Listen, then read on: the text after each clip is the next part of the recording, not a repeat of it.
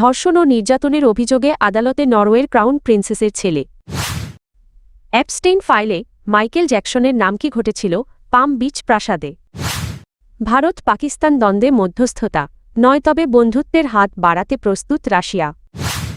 যুদ্ধ এড়াতে শুক্রবার ইরান যুক্তরাষ্ট্র বৈঠক। চীন ঠেকাতে ভারতকে ঘিরে ওয়াশিংটনের বড় ছক।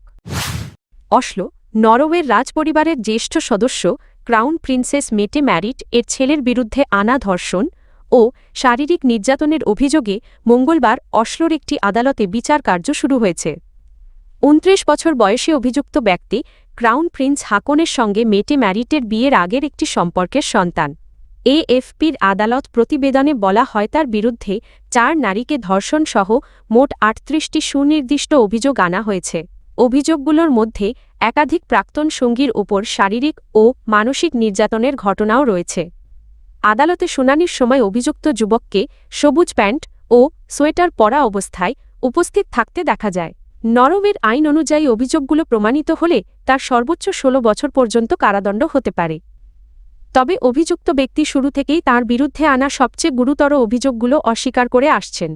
মামলার শুনানি পর্যায়ক্রমে চলবে বলে আদালত সূত্র জানিয়েছে।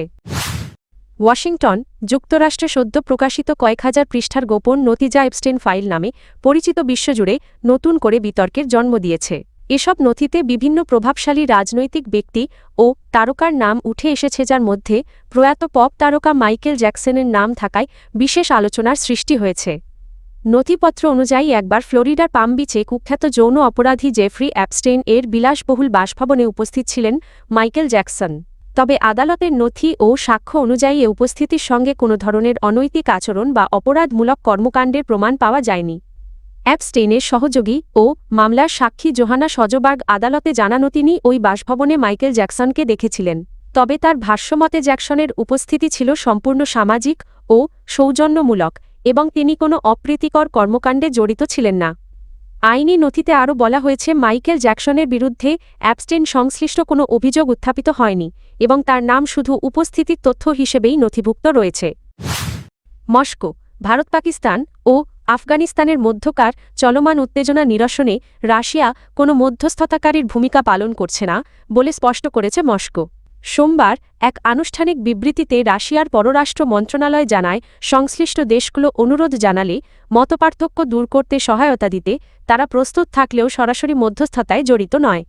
রুশ পররাষ্ট্রমন্ত্রী সের্গেই লাভরভ এর বার্ষিক সংবাদ সম্মেলনের প্রেক্ষিতে পররাষ্ট্র মন্ত্রণালয় তাদের ওয়েব পোর্টালে এই অবস্থান তুলে ধরে। বিবৃতিতে বলা হয়, রাশিয়া বিশ্বাস করে আঞ্চলিক সমস্যার সমাধান সংশ্লিষ্ট দেশগুলোর পারস্পরিক আলোচনার মাধ্যমেই হওয়া উচিত। বিশেষ করে ভারত ও পাকিস্তানের ক্ষেত্রে মস্কো দীর্ঘদিন ধরে সিমলা চুক্তি এবং লাহোর ঘোষণা এর ভিত্তিতে দ্বিপাক্ষিক সংলাপের ওপর গুরুত্ব দিয়ে আসছে। এদিকে রাশিয়া পাকিস্তান সম্পর্ক প্রসঙ্গে মন্ত্রণালয় জানায়, ২০২৫ সালে রুশ প্রেসিডেন্ট ভ্লাদিমির পুতিন ও পাকিস্তানের প্রধানমন্ত্রী শাহবাজ শরীফের মধ্যে একাধিক উচ্চ পর্যায়ের যোগাযোগ হয়েছে। এর মধ্যে সাংহাই কো অপারেশন অর্গানাইজেশনের শীর্ষ সম্মেলনের সাইডলাইনে অনুষ্ঠিত বৈঠকও উল্লেখযোগ্য।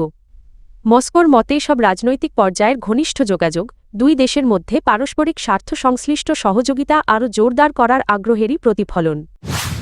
তেহরান, ওয়াশিংটন, দীর্ঘদিনের সামরিক উত্তেজনার প্রেক্ষাপটে পারমাণবিক কর্মসূচি নিয়ে যুক্তরাষ্ট্রের সঙ্গে পুনরায় আলোচনায় বসার জোরালো ইঙ্গিত দিয়েছে ইরান।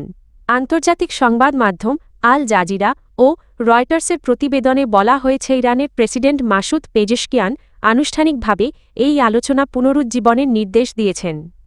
প্রতিবেদন অনুযায়ী কাতার ও তুরস্ক মিশর ও ওমানের মধ্যস্থতায় আগামী শুক্রবার তুরস্কের ইস্তাম্বুলে যুক্তরাষ্ট্র ও ইরানের মধ্যে একটি গুরুত্বপূর্ণ বৈঠক অনুষ্ঠিত হওয়ার সম্ভাবনা রয়েছে। সম্ভাব্য এই বৈঠকে যুক্তরাষ্ট্রের বিশেষ দূত স্টিভ উইটকফ এবং ইরানের পররাষ্ট্রমন্ত্রী আব্বাস আরাকচি অংশ নিতে পারেন। তেহরান জানিয়েছে, ওয়াশিংটনের সঙ্গে উত্তেজনা কমাতে আঞ্চলিক দেশগুলোর প্রস্তাবিত বিভিন্ন কূটনৈতিক উদ্যোগ তারা সক্রিয়ভাবে পর্যালোচনা করছে। ইরানের পররাষ্ট্র মন্ত্রণালয়ের মুখপাত্র ইসমাইল বাঘাই বলেন, আগামী কয়েকদিনের মধ্যেই আলোচনার একটি সুনির্দিষ্ট কাঠামো চূড়ান্ত করা হবে বলে আশা করা হচ্ছে। তিনি আরও জানান, বর্তমানে দুই দেশের মধ্যে পরোক্ষ আলোচনা অব্যাহত রয়েছে এবং কূটনৈতিক প্রক্রিয়ার প্রতিটি ধাপ নিয়ে নিবিড়ভাবে কাজ চলছে। এই উদ্যোগের অংশ হিসেবে পররাষ্ট্রমন্ত্রী আব্বাস আরাকচি ইতোমধ্যে সৌদি আরব, মিশর ও তুরস্কের পররাষ্ট্রমন্ত্রীদের সঙ্গে টেলিফোনে আলোচনা করেছেন। ওয়াশিংটন, চীনের প্রভাব মোকাবিলায় কৌশলগত পরিকল্পনার অংশ হিসেবে যুক্তরাষ্ট্র এবার প্রকাশ্যভাবে ভারতকে সামনে রেখে এগোচ্ছে। ওয়াশিংটনের নতুন কূটনৈতিক ও নিরাপত্তা কৌশলের কেন্দ্রে উঠে এসেছে নয়াদিল্লি। এই লক্ষ্যেই যুক্তরাষ্ট্রের কংগ্রেস সমর্থিত দ্বিদলীয় সংস্থা United states China economic and security review commission আগামী 17 ফেব্রুয়ারি ভারতকেন্দ্রিক একটি গুরুত্বপূর্ণ প্রকাশ্য শুনানি আয়োজন করতে যাচ্ছে। এটি হবে 2026 সালের জন্য কমিশনের প্রথম জনসমক্ষে শুনানি। কমিশন জানিয়েছে, শুনানিতে যুক্তরাষ্ট্র ভারত চীন সম্পর্ক এবং ইন্দো প্যাসিফিক অঞ্চলে শক্তির ভারসাম্য বিশেষ গুরুত্ব পাবে। ওয়াশিংটনের দৃষ্টিতে ভারত এখন আর কেবল একটি আঞ্চলিক শক্তি নয়, বরং চীন মোকাবিলায় একটি গুরুত্বপূর্ণ কৌশলগত অংশীদার। শুনানিতে ভারত ও চীনের ভূরাজনৈতিক ও সামরিক সম্পর্ক বিশ্লেষণ করা হবে। সীমান্ত বিরোধ, ভারত মহাসাগরে নৌ চলাচলের স্বাধীনতা এবং ইন্দো প্যাসিফিকে ভারতের ভূমিকা আলোচনার কেন্দ্রে থাকবে। একই সঙ্গে যুক্তরাষ্ট্রের সঙ্গে ভারতের প্রতিরক্ষা ও নিরাপত্তা সহযোগিতার ভবিষ্যৎ দিক নির্দেশ পর্যালোচনা করা হবে। অর্থনৈতিক ক্ষেত্রেও আলোচনার পরিধি বিস্তৃত থাকবে। ভারত চীন বাণিজ্য, বিনিয়োগ ও প্রযুক্তি খাতে পারস্পরিক নির্ভরতা, বিশেষ করে কৃত্রিম বুদ্ধিমত্তা, সেমিকন্ডাক্টর এবং ওষুধ সরবরাহ শৃঙ্খলে ভারতের আত্মনির্ভরতার প্রচেষ্টা কিভাবে চীনের প্রভাব কমাতে পারে সে বিষয়েও গুরুত্ব দেওয়া হবে।